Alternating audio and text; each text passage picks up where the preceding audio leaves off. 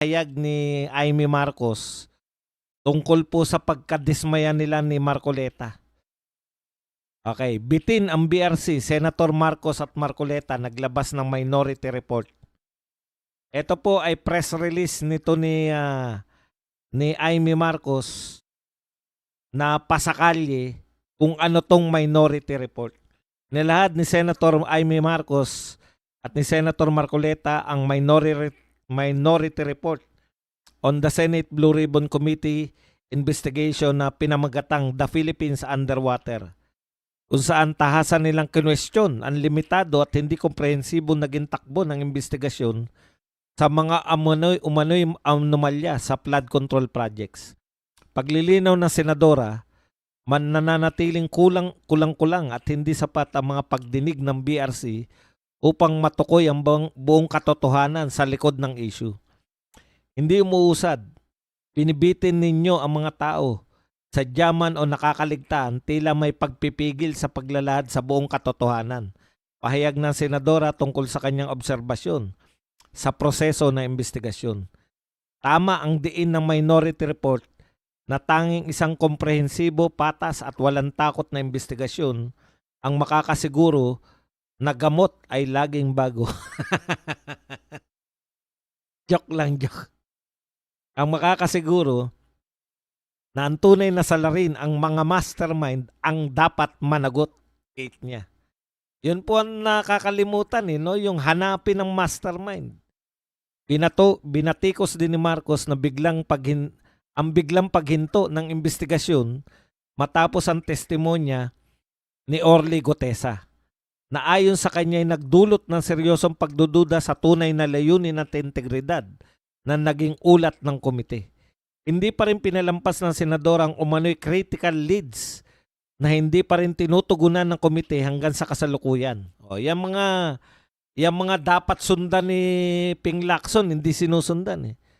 Naging malawak ang pagtutok sa DPWH sa ilang kontratista. Ayan, katulad ng mga Diskaya at maging ng ilang senador. Ngunit tila napalampas, sadyaman o hindi, ang posibleng ugnayan ng mga tunay na nagplano at nakinabang sa eskema ni Marcos. Kit ng senadora, kung magpapatuloy ang ganitong bitin na investigasyon, mananatiling lubog hindi lamang sa baha, kundi pati sa kawalan ng hustisya ang bansa. Yan po ang pahayag ni Senator Amy Marcos hinggil po sa paglalabas nila ng minority. Ganito po kasi yan, no? Yung committee report po, Blue Ribbon Committee report, inunahan na ng minority kasi parang walang patutunguhan eh. Parang nakinikinitan nila na ayaw sundan ni Lacson yung mga lead. Ayaw matukoy ni Lacson. Yun yung sinasabi nila. Hindi papunta sa mastermind yung investigasyon ni Lacson. Kaya yun po ang puna ng minority. Kaya po sila naglabas ng kanilang minority report para ipaalala po sa taong bayan na hindi dapat yun, no? Hindi dapat yung tinatahak ni Lacson ang maging tunguhin ng BRC. Parang kung susundan mo yung investigasyon ni Lacson, parang walang mapaparusahan eh. Oh. Yung lahat ng mga tumatanggi lang. Hindi po totoo yan. Hindi totoo yung sinabi ni ganun. Hindi totoo yung ganunan lang eh. Ayaw talagang ipursu yung mga mastermind. Okay. So, nag-search po tayo ng konti. Ito palang minority report ay 576 pages. Kaya hindi ko po sasabihin na yan ay nabasa ko. Ito lang po yung mga key findings ng report. Kaya hindi po ako magsisinungaling sa inyo na binasa ko yan, 576 pages. Hindi ko po binasa yan. Tinanong ko lang po rito sa Google. May AI na yung Google na magbigay siya ng summary nitong minority report. Ito po yung pinahayag galing po sa Google. The 576 minority report released on January 20. Ngayon lang po, mainit-init pa to. by Senators Rodante Marcoleta and Jaime Marcos challenges the official Senate Blue Ribbon Committee findings regarding the 545.6 billion flood control scandal.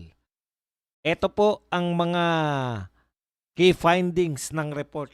Una, identification of masterminds. Yan. Tinutukoy po nila. The report explicitly names, pinangalanan po ng minority report ang sinasabi nila na mga mastermind. Ito po, si Martin Romualdez. The report explicitly named former House Speaker Martin Romualdez and former Ako Bicol Representative Saldico as the alleged true masterminds behind the anomalous fund distribution. Palakpakan naman natin yung minority. Yan ang mga tunguhin, no? Dapat. Okay. Kasi pinalalabo ni Lacson eh.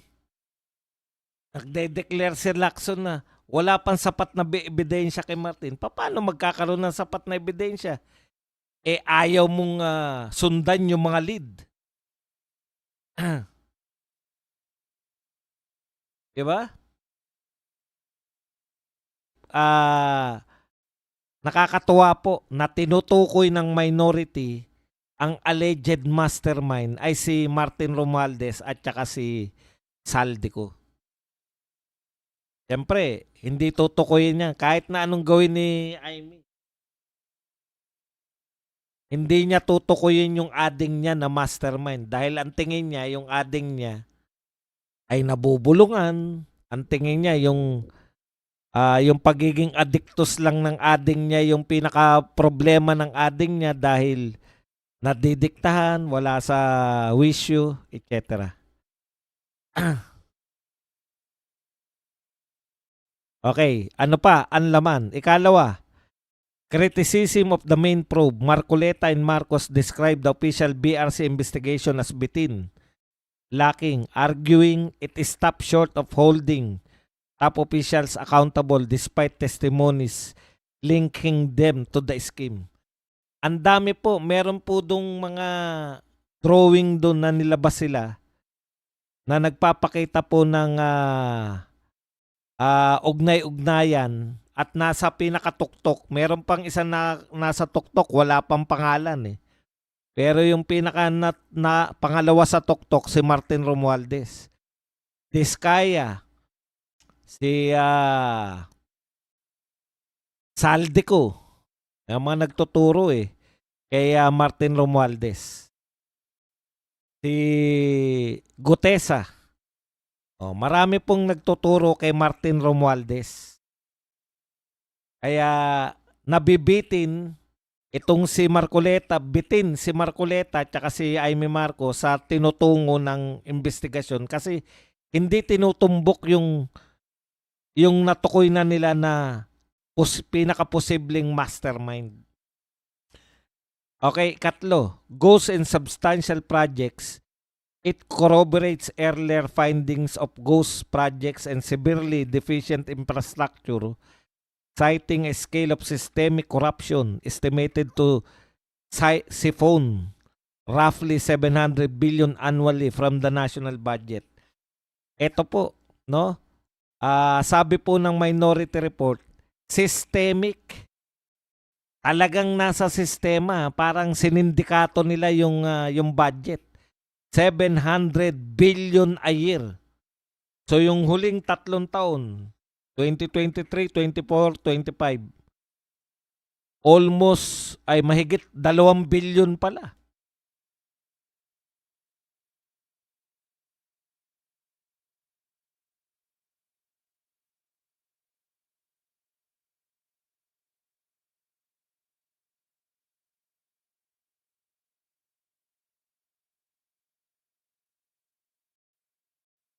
Next, contractor monopolies. The report highlights that small group of 15 contractors cornered approximately 100 billion, nearly 20% of the total flood mitigation budget through license renting schemes and undercapitalized firms. Ito po sa mga contractor, bakit Diskaya lang? lagi. Bakit diskaya lang yung gustong idiin?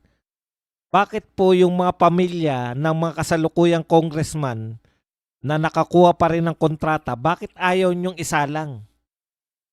Halimbawa, paulit-ulit po sa mga media, paulit-ulit po sa iba, yung Garjola. Kung hindi po dahil ikakatwiran ninyo yung interparliamentary courtesy, ang ganda ng paliwanag ni Marcoleta eh. Courtesy lang po yun. 'Di ba? Pagbibigay galang lang yun. Pero kung ang involved na po ay pondo na ng taong bayan, hindi na uubra na pairalin ang courtesy. Kasi ayaw eh. Ayaw ang tinuturo. Halimbawa, ang tinuturong mastermind, congressman. Paano yan? Di nyo imbestigahan dahil sa interparliamentary courtesy?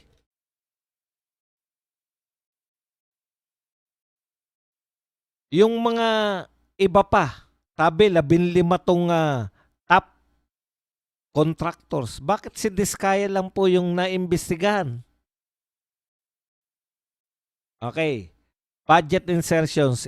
It details testimonies regarding a kickback scheme where DPWH officials allegedly made budget insertion to ensure specific projects were funded in exchange for 10 to 25,000 at 25% commission. Yung pangungumisyon sa mga budget insertion. Kaya ang ganda po ng minority report. Kung ito susundan ni Lacson, may direksyon po yung kanyang investigasyon. Hindi po natin alam kung sinasadya ni Lacson na ganyan na lumabnaw, kasi dapat palalim na o kaya palawak. Balik lang, Bulacan pa rin hanggang ngayon. Exoneration of minority colleagues while acknowledging testimonies implicating Senators Jinggoy and Joel Villanueva. The report claims there is not enough evidence to establish their direct involvement.